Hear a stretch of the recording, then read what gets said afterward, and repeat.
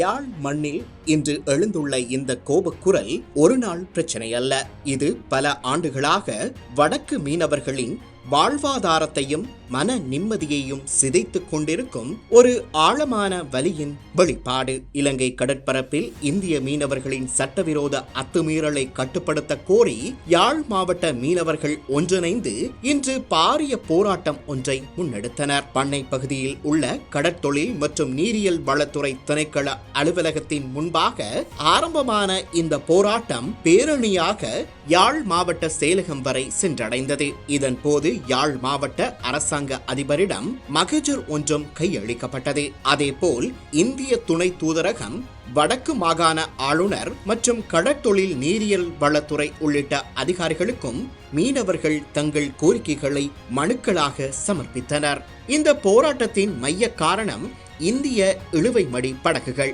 இந்த இழுவைமடி மீன்பிடி முறை கடலின் அடிப்பகுதியை கிழித்து மீன்களின் இனப்பெருக்க வளங்களை முற்றாக அழித்து விடுகிறது.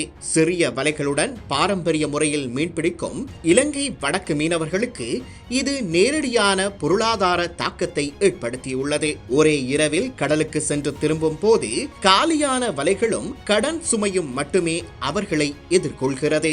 இந்த பொருளாதார இழப்பு வெறும் வருமான குறைவாக மட்டும் முடிவதில்லை. குடும்பங்களின் எதிர்காலம், குழந்தைகளின் கல்வி, சமூக மரியாதை, தொடர்ந்து வாழ்வாதாரம் பாதிக்கப்படுவதால் வடக்கு தமிழ் மீனவர்கள் கடுமையான உளவியல் அழுத்தத்தையும் மன சோர்வையும் எதிர்கொள்கிறார்கள். இந்த பொருளாதார இழப்புகள் சமூக உளவியல் பாதிப்புகளாக மாறியுள்ளது என்பது இன்று மறுக்க முடியாத உண்மை. யாழ்ப்பாணத்தில் இந்திய துணை தூதரகத்தின் முன்பாகவும் மீனவர்கள் போராட்டத்தில் ஈடுபட்டனர். இந்திய அரசாங்கம் உடனடியாக நடவடிக்கை எடுக்க வேண்டும் என்ற கோரிக்கையுடன் 5 பிரதிநிதிகள் உள்ளே அனுமதிக்கப்பட்டு மனு கையளிக்கப்பட்டது. பாதுகாப்பு படையினரும் காவல்துறையும் குவிக்கப்பட்ட நிலையில் பதற்றமான சூழலிலும் மீனவர்கள் தங்கள் கோரிக்கையை அமைதியாக முன்வைத்தனர். இந்த போராட்டம் வன்முறைக்கான அழைப்பு அல்ல. இது தங்கள் கடல் உரிமைகளையும் வாழ்வாதாரத்தையும் பாதுகாக்கும் ஒரு அவசர குரல். இறுதியாக வடக்கு மீனவர்கள் இன்று ஒரே கோரிக்கையுடன் நிற்கிறார்கள். உண்மையாக தமிழ் மக்களின் பொருளாதார வாழ்வாதார விடயங்களில் தமிழ் தேசிய கட்சிகளின் அக்கறையின்மையும் தெளிவாக புலப்படுகிறது.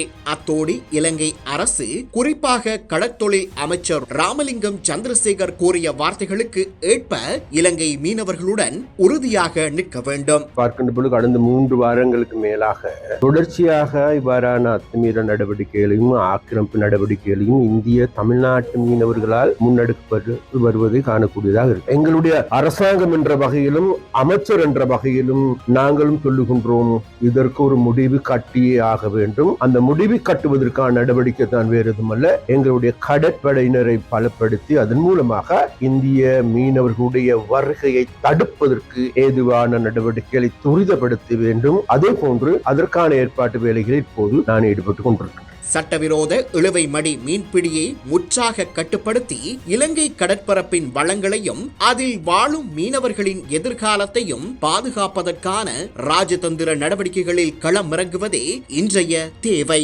இனியும் திருப்பி மகஜர் கொடுக்கிறதும் இந்த ரோட்ல இறங்கி போராடுறதும் இன்றைக்கு அத்தனை தொழிலாளியும் தொழிலை விட்டுட்டு வந்திருக்காங்க. வீட்டிலே எப்படி சமையல் இருக்கும் யாருக்கு தெரியும்? யோசிச்சு பாருங்க. புயல் வந்தாலும் எங்களுக்கு நிவாரணம் கிடையாது, கடலுக்கு போகாட்டாலும் காத்தடிச்சாலும் நிவாரணம் கிடையாது. இந்த நிலையில தான் இந்த கடத்தொழிலாளி வாழ்ந்து கொண்டிருக்கிறாங்க. எங்களுடைய வளத்தை எவனுமே சுரண்டக்கூடாதுன்றதை நான் ஆணித்தரமாக இந்த இடத்துல சொல்ல விரும்புகிறேன். வடக்கு கடலுக்கு வந்து வளங்களை அழித்து மக்களின் வாழ்வாதாரத்தை தொடர்ச்சியாக அழித்துக் கொண்டிருக்கிறது. நமது தீவக மக்களையும் வடமராட்சி பகுதி கிழக்கு மக்களையும் முல்லைத்தீவு மக்களையும் அழித்துக் கொண்டிருக்கிறது. குறுகிய காலத்திலே வடமராட்சி கிழக்கிலே முல்லைத்தீவிலே சிவப்பு ரால் படப்போகிறது. அந்த ராலை முற்றுகையிட்டு அடித்துக் கொண்டிருக்கிறான். இழுவமடி படகாலை தங்களுடைய தொழில்களை இழந்து இங்கு நெருக்கடியா நிற்கிறார்கள். ஒரு வழியும் இல்லாமல் இந்த இடத்துல வந்து நிற்கிறோம் என்றால் நாங்கள் வேடிக்கை காட்டவில்லை. வேடிக்கையே இங்கே இல்லை. நிதானமாக யோசியுங்கள். நாங்கள் இனிமேல் இப்படி ஒரு போராட்டத்துக்கு நாங்கள் தள்ளப்பட மாட்டோம்.